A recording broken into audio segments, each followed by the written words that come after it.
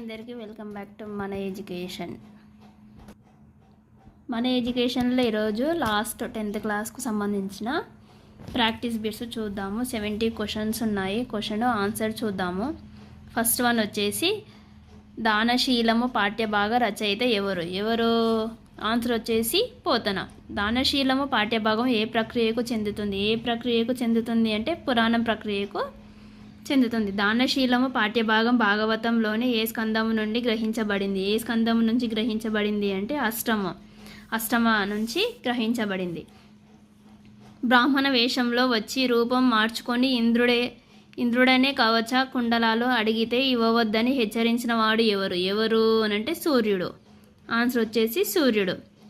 బలిని 3 అడుగుల నేల ఇవ్వమని కోరిన వారు ఎవరు అంటే వామనుడు. ఎవరు కోరాడు అనంటే వామనుడు. ఆన్సర్ వచ్చేసి వామనుడు. 6th వన్ రాక్షస గురువు ఎవరు రాక్షస గురువు? ఆన్సర్ వచ్చేసి శుక్రాచార్యుడు. ఆన్సర్ వచ్చేసి శుక్రాచార్యుడు. బలి చక్రవర్తికి దానం ఇవ్వవద్దని వారించిన వారు ఎవరు వారించారు? శుక్రాచార్యుడు. ఆన్సర్ వచ్చేసి శుక్రాచార్యుడు. క్రింది వాణిలో డాక్టర్ సామల సదాశివ రచన ఏది అంటే పైవన్నీ. ఆన్సర్ వచ్చేసి పైవన్నీ. ఏంటంటే చూద్దాం. ఫస్ట్ ఉర్దూ సాహిత్య చరిత్ర. నెక్స్ట్ సెకండ్ వన్ మలయ మారుతాలు. థర్డ్ వన్ సంగీత శిఖరాలు. ఆన్సర్స్ అన్ని పైవన్నీ కరెక్ట్. 9th వన్ ఎవరి భాష వాళ్లకు వినసొంపు పాఠ్యభాగం ఏ గ్రంథం నుండి గ్రహించబడింది? ఏ దాని నుంచి గ్రహించబడింది అంటే యాది. ఆన్సర్ వచ్చేసి యాది. 10th వన్ తాత ఇగపటు నీ పాసు జర్దడబ్బి అన్నది ఎవరు అనంటే లావణ్య. ఎవరు? ఆన్సర్ వచ్చేసి లావణ్య. విక్రమాంక దేవ చరిత్రం కర్ణసుందరి అనే నాటకాన్ని సంస్కృతంలో రాసిన వారు ఎవరు రాశారు సంస్కృతంలో? బిల్హణుడు. ఆన్సర్ వచ్చేసి బిల్హణుడు. చలకాలం నుండి సామల వారి రచనలు చదువుతున్న గుంటూరు విద్యాంసులు అడ్వకేట్ ఎవరు? ఆన్సర్ వచ్చేసి ఉప్పులూరి గోపాలకృష్ణ శర్మ. ఆన్సర్ వచ్చేసి ఉప్పులూరి గోపాలకృష్ణ శర్మ. నెక్స్ట్ ఉర్దూ కవులలో అగ్రగణ్యుడైన కవి ఎవరు? ఆన్సర్ వచ్చేసి మీర్ తన్కీ మీర్. ఆన్సర్ వచ్చేసి మీర్ తన్కీ మీర్. మసీదు మెట్లపై రోజు కూర్చొని బిచ్చగాళ్ళు పకీర్లు మాట్లాడే భాష నుండి ప్రజలు పలుకుబడి జాతీయాలు నేర్చుకున్నానని చెప్పుకున్న కవి ఎవరు అంటే మీర్ తకీ మీర్. ఆన్సర్ వచ్చేసి. నెక్స్ట్ 15th వన్ వీర తెలంగాణ పాఠ్యభాగం ఏ ప్రక్రియకు చెందుతుంది? వీర తెలంగాణ పద్య ప్రక్రియకు చెందుతుంది. తెలుగు సాహిత్యంలో గజల్ రూబాయి ప్రక్రియను ప్రవేశపెట్టిన వారు ఎవరు ప్రవేశపెట్టారు? దాశరథి గలీబ్ గజల్లను ఏ సంవత్సరంలో అనువాదించిన వారు? 1961. ఆన్సర్ వచ్చేసి 1961. నా గీతావళి ఎంత దూరము ప్రయాణం బౌను అందాక ఈ భూగోళంను కంగి పెట్టెదా అన్నవారు ఎవరు? ఆన్సర్ వచ్చేసి దాశరథి.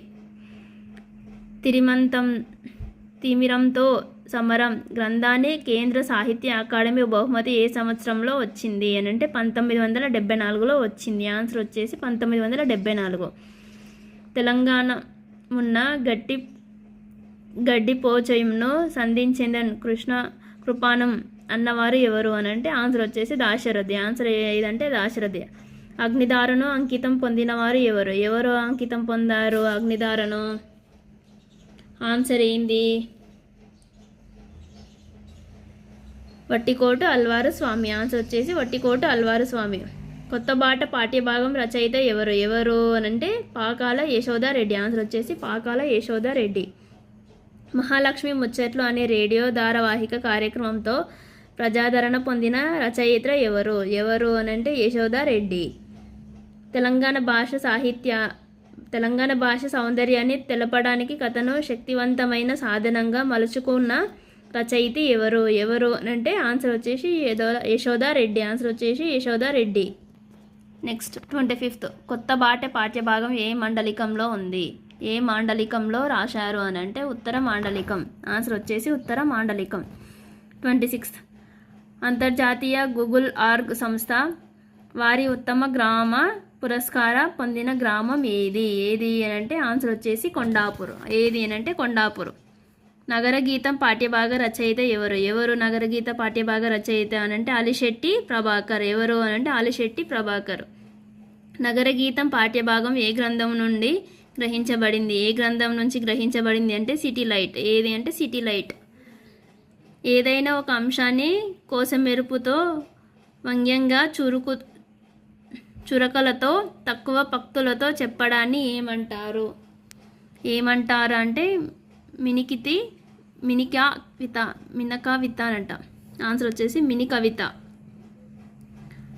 ఆలిశెట్టి ప్రభాకర్ రాసిన తొలి కవిత సంపుటి ఏది అంటే ఎర్ర పావురాలు. ఆన్సర్ వచ్చేసి ఎర్ర పావురాలు. సిటీ లైఫ్ పేరుతో ఆలిశెట్టి ప్రభాకర్ ఏ నగరంపై రాసిన మినీ కవితలు ప్రసిద్ధి చెందాయి అని అంటే ఆన్సర్ వచ్చేసి హైదరాబాద్. ఆన్సర్ వచ్చేసి హైదరాబాద్. నెక్స్ట్ మంటల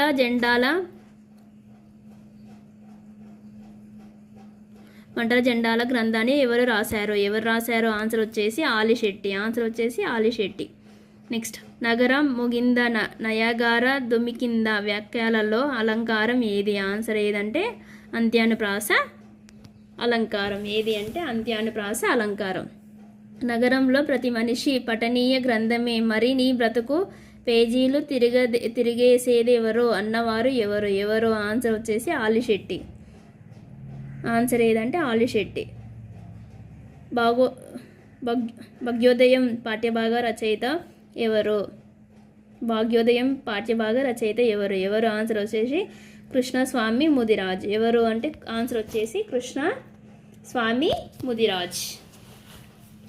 నెక్స్ట్ భాగ్యోదయం పాఠ్యభాగం ఏ ప్రక్రియకు చెందుతుంది అంటే ఆన్సర్ వచ్చేసి జీవిత చరిత్ర. ఆన్సర్ వచ్చేసి జీవిత చరిత్ర. నెక్స్ట్ హిందువులు తమ చరిత్రను లిఖితబద్ధంగా చేయాలనుకుంటే సంస్కరంగా ఎవరి పేరు మొదటి వరుసలో ఉంటుంది? మొదటిలో ఉంటుంది అని అంటే భాగ్యారెడ్డి వర్మ. ఆన్సర్ వచ్చేసి భాగ్యారెడ్డి వర్మ.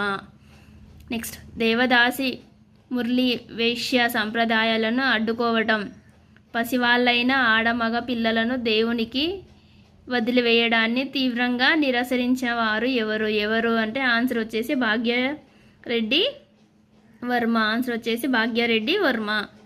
సత్యశోధన సమాజాన్ని మహారాష్ట్రలో ఏర్పాటు చేసిన వారు ఎవరు అనంటే ఆన్సర్ వచ్చేసి పులే. 1926లో హైదరాబాద్లో ఆది హిందూ మహాసభను ఏర్పాటు చేసిన వారు ఎవరు ఏర్పాటు చేశారు అని అంటే బిఎస్ వెంకట్రావు. ఆన్సర్ వచ్చేసి బిఎస్ వెంకట్రావు. నెక్స్ట్ క్వశ్చన్ శాసన సాహిత్యంలో తెలుగు భాష వికాసం అంశంపై పరిశోధన చేసిన వారు ఎవరు అనంటే బిఎన్ శాస్త్రి. ఎవరు అనంటే బిఎన్ శాస్త్రి. ఆన్సర్ వచ్చేసి బిఎన్ శాస్త్రి. ఈ క్రింది వాణిలో శతక లక్షణం కానిది ఏది శతక లక్షణం కానిది అనంటే వర్ణ నైపుణ్యం. ఆన్సర్ ఏది అంటే వర్ణ నైపుణ్యం.